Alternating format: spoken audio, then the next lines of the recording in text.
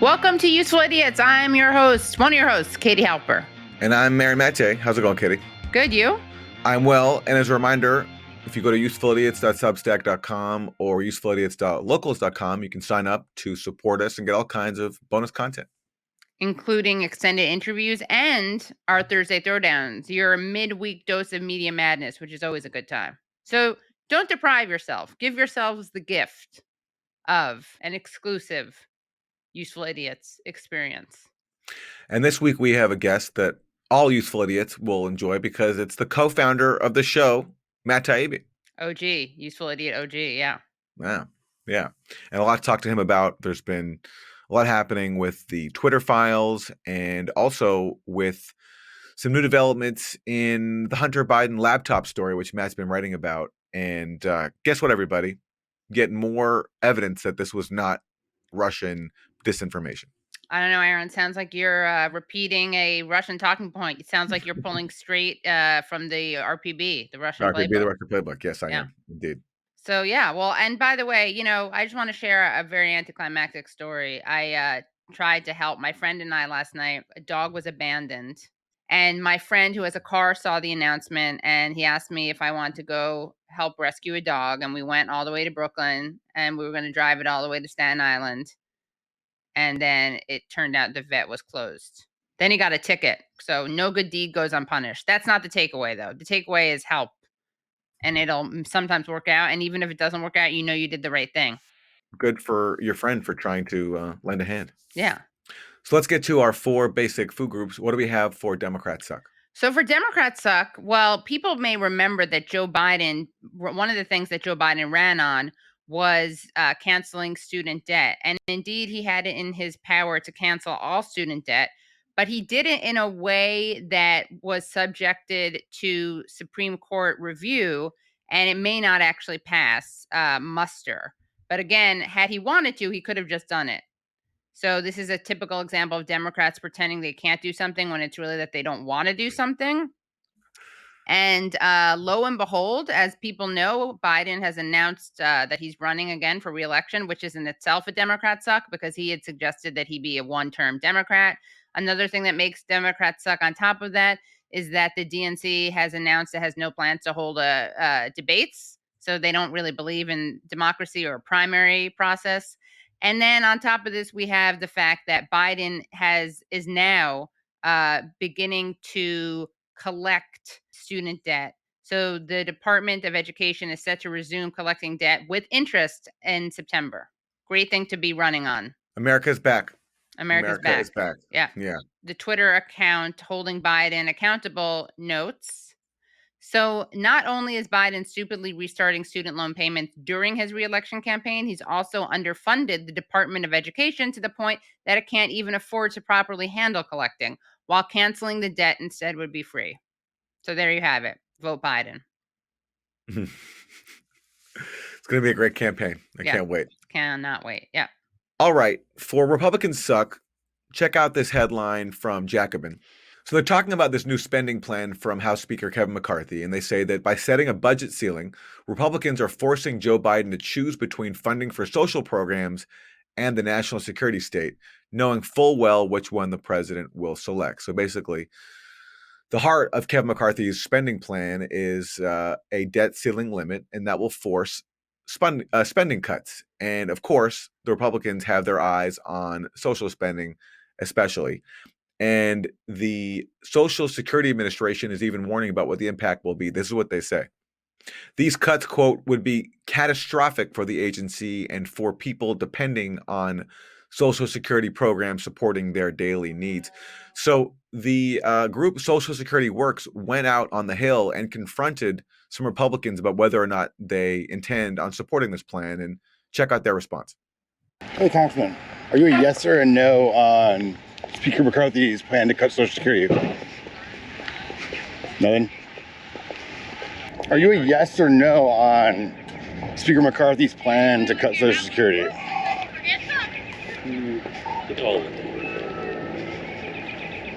Remain quiet for the moment. Hey, Congressman, yes or no on Speaker McCarthy's plan to cut Social Security? Is it yes or no?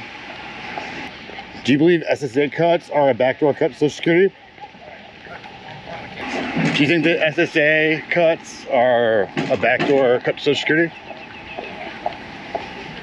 Do you have the power of speech? Do you think that like cutting funds to the Social Security Administration is a backdoor cut to Social Security?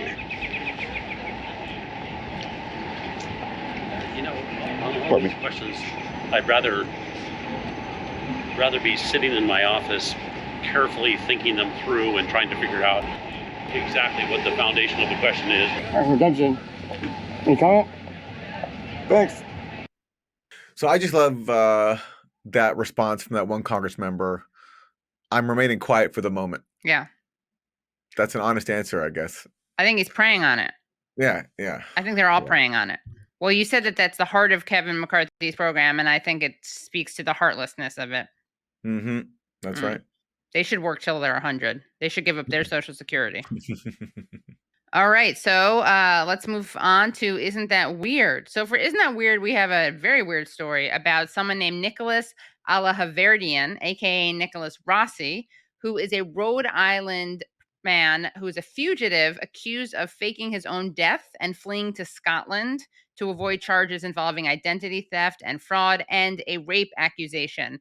And now he's pretending to be a British man named Arthur Knight. And what happened is he was caught after he checked himself into a hospital for COVID.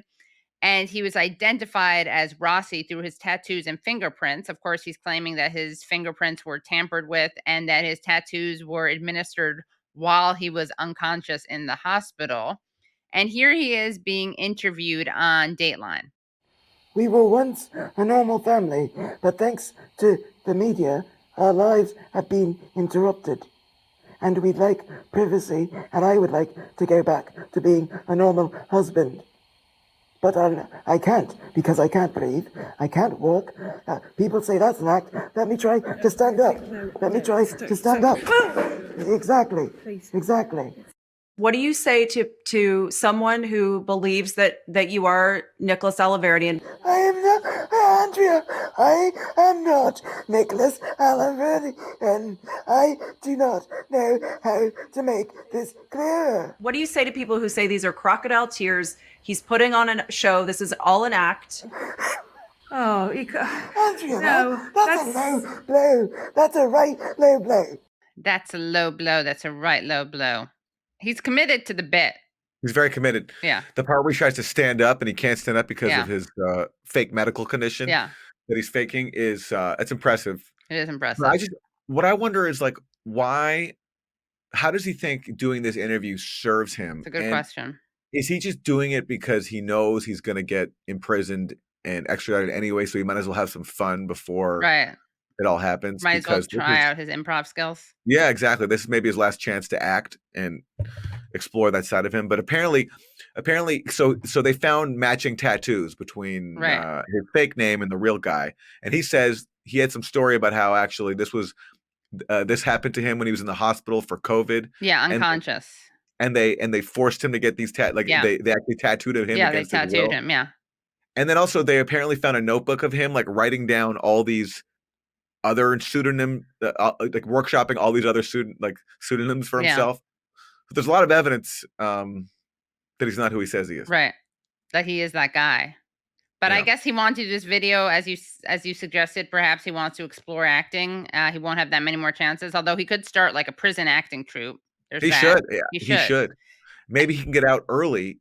Oh, right, on good behavior. On good behavior. Right, if he brings his gift of acting to the prison yard. Right. It's true. Yeah. And also, of course, maybe he thinks delusionally that this will create some sympathy for him, garner him some sympathy. I'm not sure, though.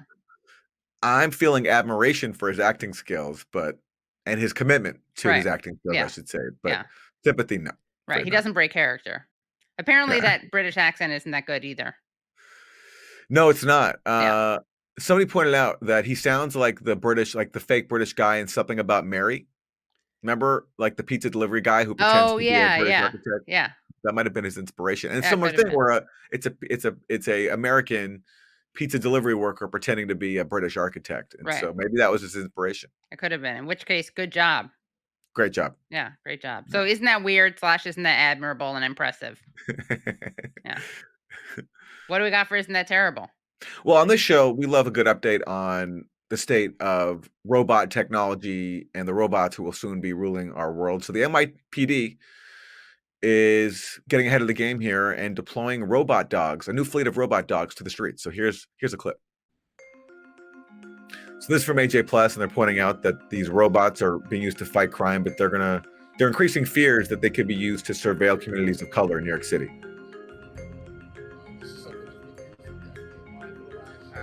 DigiDog is now part of the toolkit that we are using. DigiDog, created by Boston Dynamics, has lights and camera to communicate with police. After it was deployed in early 2021, critics condemned its use as a way of over-policing low-income communities. The NYPD stopped using the robot shortly after. NYPD says it's used robots since the 70s for hostage situations and hazmat incidents. In 2020, the New York City Council passed the POST Act, which requires police to be transparent about their tech and surveillance tools. Well, I do like the name DigiDog. I'm Me into too. that. That's pretty good. DigiDog is a good name. Maybe it's not so terrible after all, at least in terms of the branding. Right, DigiDog. good branding, yeah. DigiDog. Watch out for DigiDog on the streets if you're in New York City. Be careful, DigiDog. Have a treat on you to throw at him or her. And speaking of treat, we have a great treat for you today, which is the co-founder of the show, Matt Taibbi, is back to discuss with us the latest in the Twitter files, which includes him being threatened with prison by a member of Congress. This in the aftermath of his appearance on MSNBC with Mehdi Hasan, which we also discussed. We're also going to get into the latest in the Hunter Biden laptop story and a former senior CIA official, Mike Morrell, admitting that the idea for that statement that he put out, along with a number of other former intelligence officials, claiming that the Hunter Biden laptop was a Russian operation, that came from, guess what, the Biden campaign. So we are going to get into that and a whole lot more with Matt Taibbi. And a little bit of Elon gossip. A little bit of Elon gossip, too. All right, let's go to Matt Taibbi.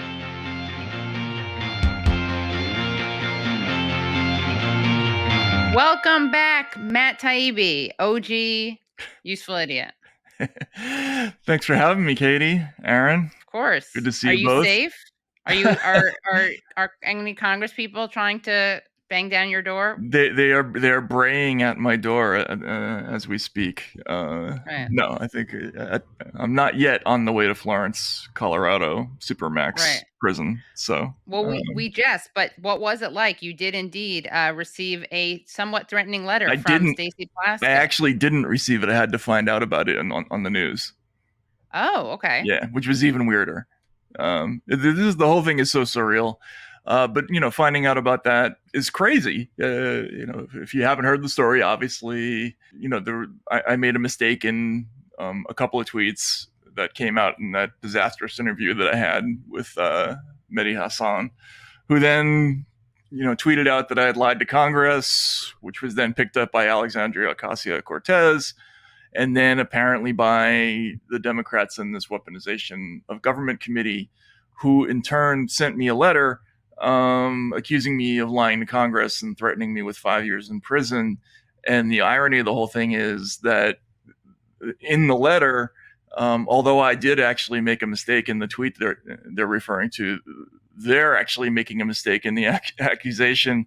But even beyond that, the idea of threatening a reporter with 5 years in prison is so crazy. And, apart from Ryan Grimm and both of you and, and some other folks, there's been basically no response by reporters, which, I don't even know what to say at this point, Their lack of a response shows how complicit they are basically in the very censorship that you're exposing with the Twitter files, because rather than defend you over being threatened with prison on false grounds, they don't want to draw attention to the reporting you did and defend it because it implicates too many people. And so they just need to ignore it. And again, and just to remind people of this, I mean, this has been litigated now so many times that basically you made a mistake in a tweet where you got an acronym wrong. You got one letter of an acronym wrong, which is the most minor mistake I can think of. But yet And on that basis, you were threatened with prison on the false belief that you made the same mistake before Congress, which you didn't. And the acronym was basically there's CIS, which is a nonprofit group funded by the government, and CISA, which is a government group. And both of them work together anyway. So really, it's a distinction without a difference. But somehow this has led to you being threatened with prison. Yeah, I mean, the irony is I made the mistake in part because I had seen so many of these escalations, as Twitter calls them, about content moderation that involved all three of these groups, EIP, CIS, and CISA.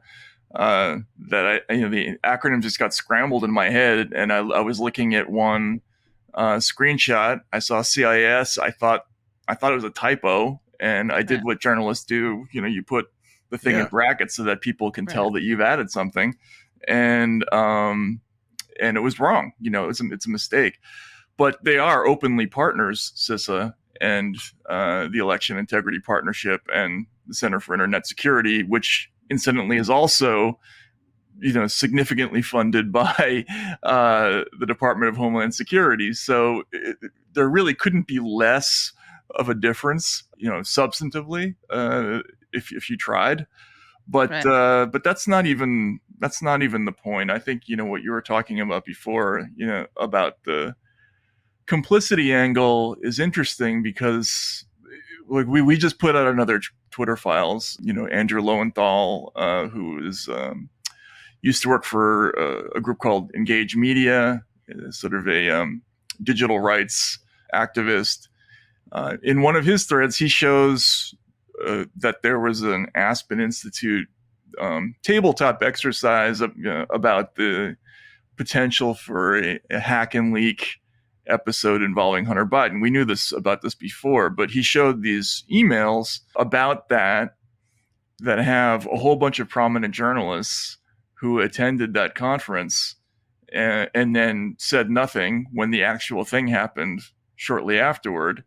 Now, maybe they granted off-the-record privileges to the attendees, but they're really that's just emblematic of how reporters in this space have become more like partners for these folks than reporters. Like, if I had been to that tabletop exercise, even if I had given off-the-record privileges, and then a month later that exact thing happened, I would have found a way to get that story out somehow. Maybe hint to another reporter. I don't know. But it's crazy. Yeah. So tell us about your latest Twitter files drop. Yeah, it's actually by two other people, Matt Orwellian, who I think you both know. He's the sort of wonderfully funny video editor who does all these mashups. But he did a Twitter files drop about, the first thing is about this thing called Project Osprey. We found a document that pertains to Twitter's early self-examination about how many accounts they had linked to the Internet Research Agency in Russia. And there's a couple interesting things in there, but the most interesting thing we found was that they had two different algorithmic lists of Russians. They were called a priori Russians and inferred Russians. And on the list of inferred Russians was Jill Stein, and she was on this list called is_Russian, and as was WikiLeaks. I talked to both Dr. Stein and Stella Assange about this, and they both had really horrified reactions. But it was interesting in both cases because Dr. Stein's was she was on this list mainly because of sharing activity. And it just shows you how these algorithms work. Even Twitter in the report said that her presence on the list spoke to the quote overly broad nature of is_Russian. This is kind of a really good window into how algorithmic censorship works. They create a bunch of rules, and they can be completely ridiculous. Once you set them out into the wild, it can capture all sorts of people who don't really belong there, and then they'll be de-amplified or, visibility filtered or whatever it is. So that's interesting. And when I got in touch with Stella, she made the really interesting point that this list probably captured people among other things, because they might have used tools like the Tor browser, which will, route some communications through, a browser that's registered in Russia. So for people who are trying to evade surveillance, these, really important civil liberties tools, that can drop you in a bucket that calls you Russian. Maybe that's not exactly what happened with WikiLeaks, but that can happen.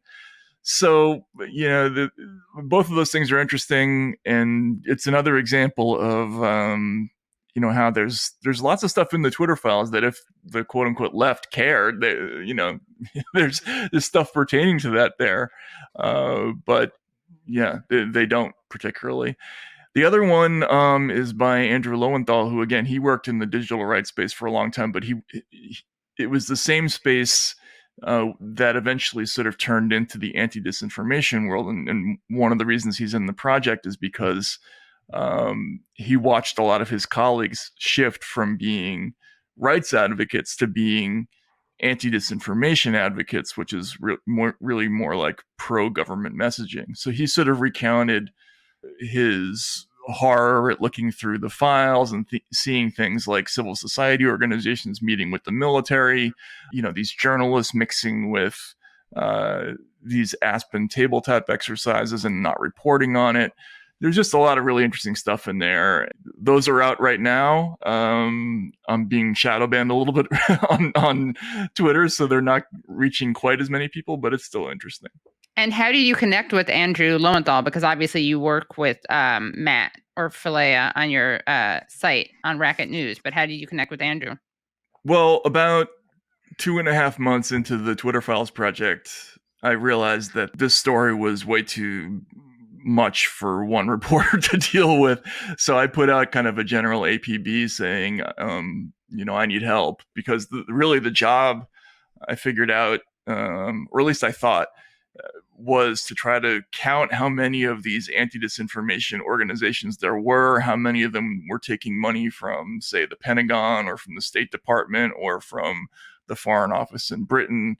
And because initially when I looked through it, I thought, well, it can't be that big a number. And maybe there's 10 of these groups, right? I can count that myself. Pretty quickly, I figured out it was more than I could count. And so I needed more bodies to look at it. We have a list now that's got, it's running into the 300 and 400s of organizations. And so we decided to put out sort of a taxonomic survey of what all these groups are and a starter's kit to understanding this censorship industrial complex. And Andrew was one of the first people who answered. He had worked at, I believe it's the Berkman Klein Center at Harvard. One of his colleagues also was there, and they're that's kind of a key organization in this universe as well.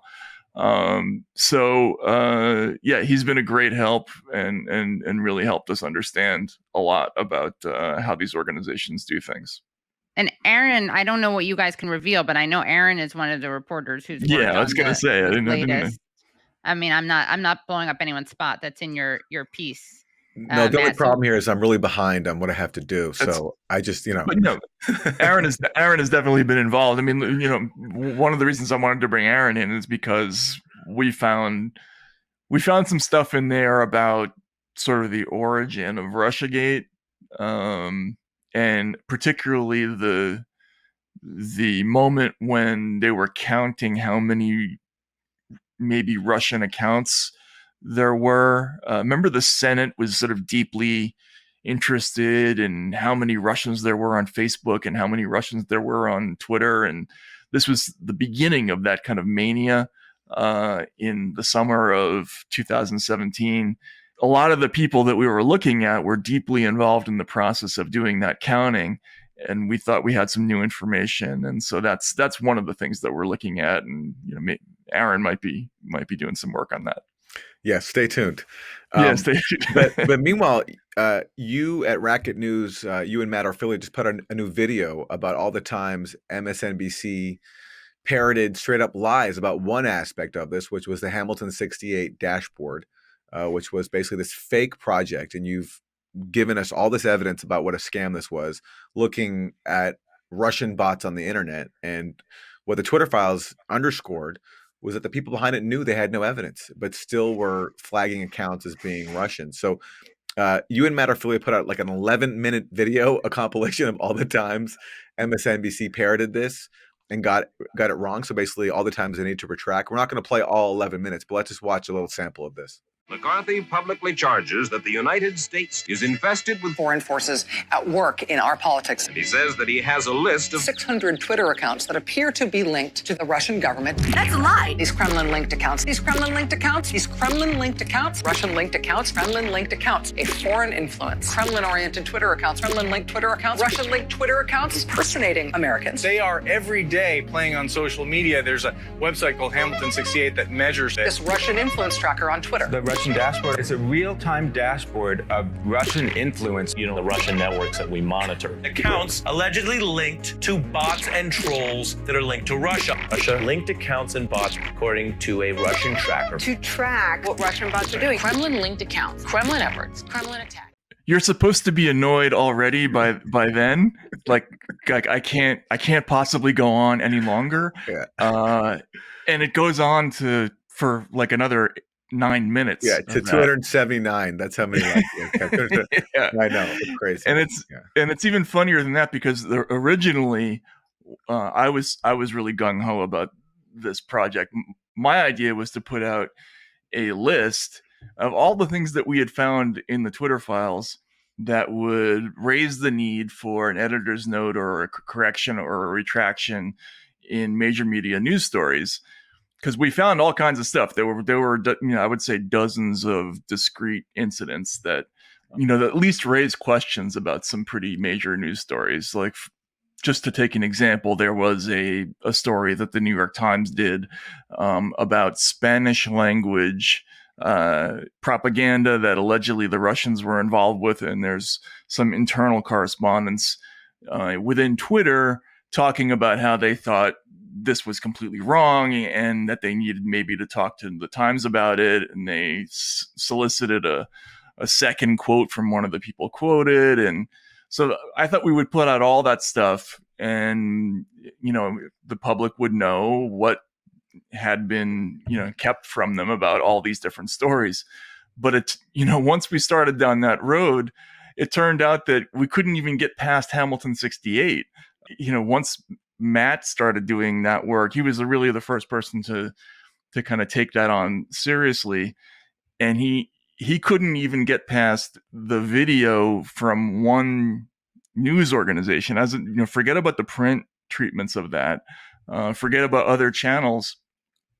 The project was dead once he started trying to count just the MSNBC stuff. So that's why we put that video out there, just as an example of like how much of this stuff there is.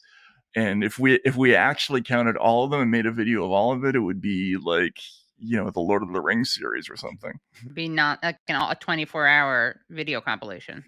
Right. Yeah. And it would be beyond annoying. Like the humor in Matt's video is that it goes to annoying and then it gets to just agonizingly annoying. And then it goes on from there to a place that is rare, I would say.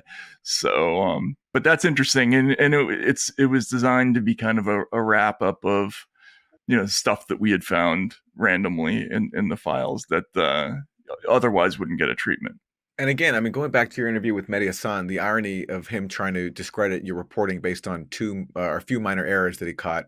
And here you have just one story, this Hamilton 68 scam, where you have 269 examples of MSNBC telling outright falsehoods. And of course, not one correction will ever happen.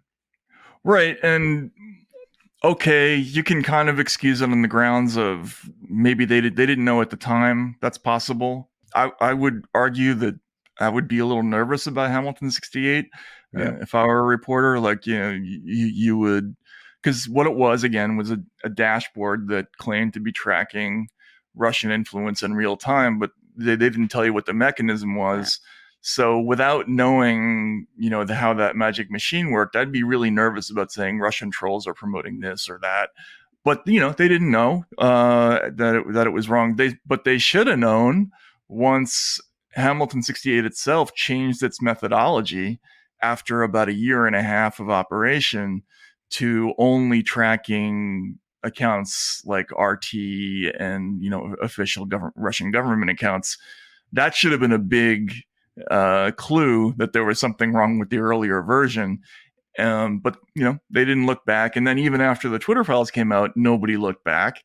And this kind of speaks to what Andrew describes as sort of the cartel style of not just the media but politics now. It's like everybody's sort of on the same team, and if they commit to a mistake, it can be a mistake forever because nobody's going to break ranks. It's an amazing thing. I mean, one of our favorite people, Luke Harding of The Guardian, he wrote this, I thought, the fascinating. author of Collusion, which does not actually prove collusion. Yeah, exactly. And Aaron, I think you did the famous interview of him, right? Yeah, where he hung up on Aaron when he asked him about the evidence of collusion. Exactly. So, which I guess that video sort of cancels out my video, unfortunately, now with Mehdi. But Harding wrote this really interesting review of a book about Bellingcat, where he talked about how in the future media titles will stop looking at each other as competitors, and they will start to view the search for evidence as what he called it. The quote was a shared endeavor. Yes. And this is what I think the political model that they're all reaching for now is this shared endeavor. And what's scary about that is that it's a complete rethink of how democracy works, really, because and this is where the Twitter file story got complicated, and it became something that was going to be too hard to express in threads and that sort of thing. Because what these people are really talking about when they're all getting together and making these decisions about content that are, it's not just a First Amendment violation, it's not just an antitrust violation, it's a complete demolition of the whole model of how democracy is supposed to work. Civil society organizations are supposed to act as a check on government and the media. The media is supposed to act as a check on government. The government and private industry are supposed to have separate interests, and there's supposed to be tension between all these groups. But in the end, it all works out. If they all decide to be collaborators and eliminate the tension and commit to what Harding calls the shared endeavor, then you have something completely different. Then there's no checks and balances system anymore. Accountability. It's kind of a profound thing. It's difficult to express, but that's sort of the underlying theme of a lot of what the Twitter file stuff is. It's just this collaboration between a relatively tightly knit group of insiders who have decided that they're going to do this thing kind of together and without the input of the public, I guess. And on that note, we have new revelations in something that you covered via the Twitter files, which is the whole scam about dismissing and censoring reporting about the leaks from Hunter Biden's laptop as a Russian propaganda operation. You revealed via the Twitter files that Twitter acted very quickly to censor this despite there being no evidence for it. And the basis for all these claims was a group of former intelligence officials writing a letter saying that, in their judgment, that the Hunter Biden laptop has all the classic earmarks of a Russian information operation. They also acknowledged they had no evidence, but that part of their letter was ignored. And Twitter had been basically primed for this after being warned by the FBI that some sort of hack and leak operation was going to come. And so finally, when the Hunter Biden laptop appeared, Twitter, having been prepared for this by the FBI, just assumed it came from Russia and censored it accordingly. Now we've got new revelations that not only was this whole claim about the Hunter Biden laptop a scam, but actually the idea originated with the Biden campaign. There was the Biden campaign that actually triggered this statement from these former intelligence officials. And this came via an admission from Mike Morrell, the former deputy director of the CIA. You've written now 2 articles about this admission by Morrell. And you've pointed out that not only has the media failed to acknowledge Morrell's disclosure, but also there's been, just no reckoning with the fact that people like Morell dominate the media now. They're paid contributors. So talk to us, Matt, about Morell's admission and the complete censorship of it so far, much like the Hunter Biden laptop story was censored based on the statement from Morell and his intelligence friends. Right. And I know there are a lot of people out there, and Aaron, I'm sure you've encountered this too. There are people who roll their eyes as soon as they hear Hunter Biden laptop story, right? Like, oh, who cares about the Hunter Biden laptop story? And I can kind of understand that, right? Like the story as it came out in the New York Post that year, there wasn't a whole lot of proof of definite corruption in there. Not yet, anyway, right? Like it was suggestive of all kinds of things. It was damaging. It was derogatory. But you can see that the Republicans, were primed to make a much bigger deal out of it than there was in the New York Post. But that's not the importance of that story. The importance of it was really twofold. I mean, the first one was the blocking of it, which was unprecedented. I mean, it's weeks out from a presidential election, and it gets stopped by Facebook and Twitter. Twitter kind of amazingly, and this is something that we didn't find in the Twitter files, but I just got from somebody at Twitter. They even employed this tool to prevent people from exchanging it via DMs, which is something they only used for like child porn. So they used the most extreme tools they had to lock down this story. Now, that only lasted for a little bit, but still, in American history, there's never been a story like this. I mean, I guess you could go back to the Pentagon Papers when the Nixon administration tried to argue prior restraint. That was the government doing it. This is private companies. But still, once you start looking at all the actors involved, it was a huge censorship story, I think, and it was important on those grounds. Now, because of this new stuff that's come out via the Weaponization of Government Committee, I mean, it's not clear because we haven't seen the whole testimony of Michael Morell yet, who, again, he was the former acting head of the CIA. He was going to be Hillary's CIA director. Very interesting character because he also played a big role in Russiagate. Yep. Aaron, as you know, like in August 2016, he wrote an op-ed in the New York Times saying, very similar to the Hunter Biden letter, saying that based on my experience as an intelligence officer, I suspect that Putin may have recruited Trump as a unwitting asset of the Russian government. Really, this is the exact same playbook in 2016 as he organized in 2020. Right, and so we have to wonder, in light of this. Well, let's go to what happened in the Hunter Biden episode. So now it's come out, Jim Jordan's committee, and again, people are rolling their eyes at Jim Jordan's name. I understand that, but he questioned Morell. Morell says he wouldn't have organized this letter by 50 former intelligence officials, including 5 former heads of the CIA. He wouldn't have done that absent a call from Anthony Blinken, who at the time was a senior advisor to the Biden campaign. So the picture of a pretty damning looking scandal is already there. We don't know exactly what the specifics are, but it sounds like the request to do this letter might have come from the Biden administration. Now, why is that bad? Because it was a lie.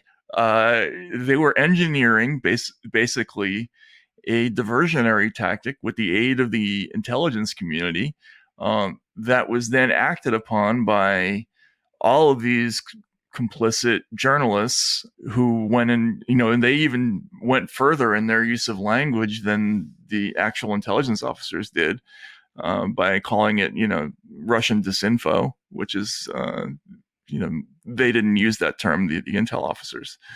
But, I hate to use this overblown comparison, but Watergate was a massive scandal over stuff like the Canuck letter, where, they were sending a phony letter to the Manchester Union leader that suggested candidate Ed Muskie was prejudiced against French Canadians. this is a much huger scale media deception that they were engineering. I don't know. I don't understand the lack of interest in the story. I mean, well, again, it's the same thing because they're complicit in it. Everybody bought this narrative that this Hunter Biden laptop story just came from Russia, and accordingly, either cheered on the censorship by social media companies or just ignored it. And of course, this was being done because this was in the interest of the Biden campaign. And, most people in media wanted Biden to win. And, that's why Glenn Greenwald had to leave The Intercept, is because when he was trying to report on this, they wouldn't let him. So he had to resign over it. But look, let's go back to see how the Biden campaign used this. This is a clip from a debate in October 2020, just a week or two before the election. And look at how Biden invoked this letter that his own campaign helped inspire, which, of course, he didn't tell us at the time, to dismiss the Hunter Biden laptop story. There are 50 former national intelligence folks who said that what he's accusing me of is a Russian plan. They have said that this has all the 5 former heads of the CIA, both parties say what he's saying is a bunch of garbage. Nobody believes it except his and his good friend Rudy Giuliani. You mean the laptop is now another Russia hoax? That's exactly what. Is this where you're going? This is where he's going. The laptop is Russia. Gentlemen, I want to stay on the issue of race. You have to be kidding. Here we go again with Russia. What Biden didn't tell us, and maybe he didn't know, for all we know, was that it was his own campaign official and now Secretary of State Blinken who had spearheaded all this by calling up Mike Morell and sharing with him an article in USA Today that said the FBI was looking into this laptop thing as a smoke bomb of Russian disinformation. And by the way, in one of the emails Blinken sent to Morell, there was a signature of a senior member of Biden's communications team, showing that obviously the Biden team wanted this to get to Morell and wanted this out there. And now Democrats in response have said that there was another part of Morell's testimony which Republicans didn't highlight, which is when they asked him, they said, did Blinken ask you or insinuate that he wanted you to write this statement? And Morell said, no, he did not. He said, no, to my memory. His memory, yeah. To my memory, yeah. So he invoked his memory at least twice, which is interesting. So he's allowing some space there for his answer to be wrong by saying my memory, does not recall. But let's assume his memory is correct. You don't need someone to make a direct ask of you to know what they want. I mean, if you're a seasoned operative in Washington, if someone calls you and says, hey, check out this, there's this thing about Hunter's laptop, it could be from Russia. And, it's pretty clear what is being asked of you. And that's why Morell also testified, and Democrats ignore this, that after that debate, after Biden cited that statement in the debate, a senior official in the Biden campaign, that I believe the chairman, called up Morell and thanked him for the statement. And the Biden campaign even strategized on disseminating the statement and which specific reporters it would go to. The Biden campaign wanted it to go to someone in the Washington Post. Ultimately, it went to the Politico. So the idea that the Biden campaign had nothing to do with it. And that reporter, by the way, was one of the reporters who was at the tabletop exercise. For Politico or for the Washington Post? The Post, yeah. Wow. Okay. So the tabletop exercise, and that's just to remind people, that is basically when Twitter was being prepared for the possibility that there'd be some sort of hack and leak operation, and so this then gives them this primes them for when the Hunter Biden laptop story actually drops. And actually, the tabletop exercise even entailed Hunter Biden, right? It was even it was Hunter Biden and Burisma. Yeah, and it's organized by it's held by the Aspens. Yeah, and the FBI is involved. Yeah. And by the way, speaking of playbook, so not only do you have these former intelligence officials, invoking their experience to say this comes from Russia, much as Morell did in 2016 to say that he invoked his experience to say that Trump is a Russian asset, but also it's the same playbook where the campaign has a key role in getting this out there. And then once it gets released, they point to this as if it's independent evidence and they hide the fact they had a role in it, much like the Clinton campaign did this with the Steele dossier and also the Alpha Bank scam. Remember that when the Alpha Bank story finally appeared? And even though privately their own contractor, Fusion GPS, was like pushing this to media outlets, when it appeared, they were generating it. They're generating. Jake Sullivan and Hillary Clinton came out and said, look at this story about Trump's secret communications with the Russian bank. It's the exact same playbook. It's over and over. They're doing the same thing. They're generating the news. They're laundering it through some other agency or organization, which then becomes the source for it. And then when it comes out, they say, oh, we're shocked. Look at this. This is an outrage. And look, at the very least, it's a lie. The Clinton administration, the Clinton, when we learned that there was a senior Trump official who had these links to Russia, that after Michael Isikoff's story, for instance, they didn't learn it; they knew it. They created that story. I think the tripping point for some people is this illegal? No, maybe not. I don't know. I think you'd have to have come up with a new type of legal theory for this kind of thing. But what do you call all these actors working in concert to engineer a massive deception in the middle of a campaign season? It's certainly corrupt, I think. But is it a crime? I don't know. But it's the exact same thing they're accusing Russia of, which is malign interference in an election, spreading lies to impact the outcome. And in this case, not just spreading lies, but spreading lies that enable censorship of factual reporting. I think so many people, honestly, some people believed it, but then I think other people, when confronted with it, were just like, who cares? The priority is defeating Trump. Or they'd say, who cares but Trump?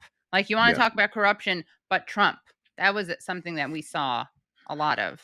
But look what happened. Because many people adopted that attitude, that gave these same intelligence officials and their allies a free pass to deploy that same playbook against Bernie Sanders in 2020, when they leaked claims that Putin was trying to elect him, and that was used to undermine Bernie. So, yes, even if you're purely looking at this from a partisan angle and your political interest, at least if you're a progressive, that means you're supporting something that will be used to undermine you, as is what happened.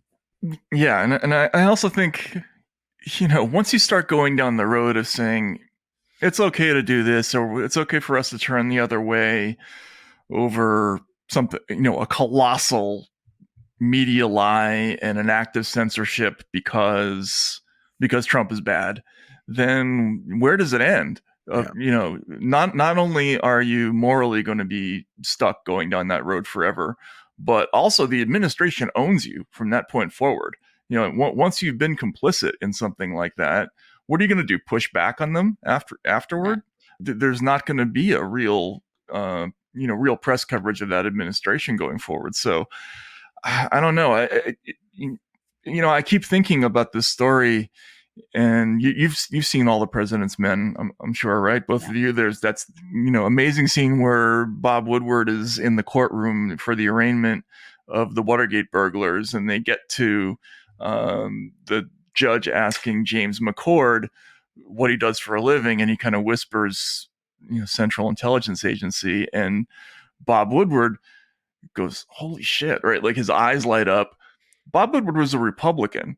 He would have voted for Nixon that year, but the reporter in him, in that scene at least, and who knows what happened in real life, was so jazzed by the scale of that story that it overwhelmed all the political considerations. Those things didn't matter at that point. That's what's puzzling to me about stuff like this. Like, where's the normal kind of reportorial excitement about this big thing? Because isn't it? I mean, it feels to me like a pretty big story. I don't know. Maybe I'm missing something. Well, speaking of Russia baiting and stories that are totally ignored by the media, I wanted to know your thoughts on the recent indictment of 4 U.S. citizens and 3 Russians charged with conspiring to use U.S. citizens as illegal agents of the Russian government. And to hear the rest of the interview, please go to usefulidiots.substack.com. That was great having Matt back. The co-founder of this show, a lot to talk about, a lot of topics. And if you subscribe to our Substack, usefulidiots.substack.com, you get a lot more bonus content from the interview. We got into a lot. And that was great to hear from gossipy. Some of it's a little gossipy. A little gossipy. Hey, yeah. That's we're not above gossip on the show. No, we're not above it. Not at all. Yeah. We should start doing a new feature. Spilling the tea. In elementary school, I had a column called Grade 5 Gossip. What? Or it was something like Gossip Today. It was in grade 5. It was called Gossip Today or grade 5. Anyway, yeah. Canadians call 5th grade 5, by the way. Grade 5, yeah. But the thing is, I wasn't allowed to actually, I wasn't allowed to gossip because you couldn't print stuff about your classmates in a student newspaper. So I just talked about how much I hated New Kids on the Block and how I was basically jealous of them. Yeah, and they printed that? Yeah, they did. Yeah. Like the school's funds went into that? It was like a class. It was like a little like newsletter, like on printed paper. Yeah. Wow. Yeah. Anyway. Wow. But that was a great interview with Matt Taibbi. You were a star even back then. Yeah, sure. Yeah. And that was great. That was a great interview with Matt Taibbi. And subscribe to hear more. Yeah. usefulidiots.substack.com. Bye, everyone. Bye.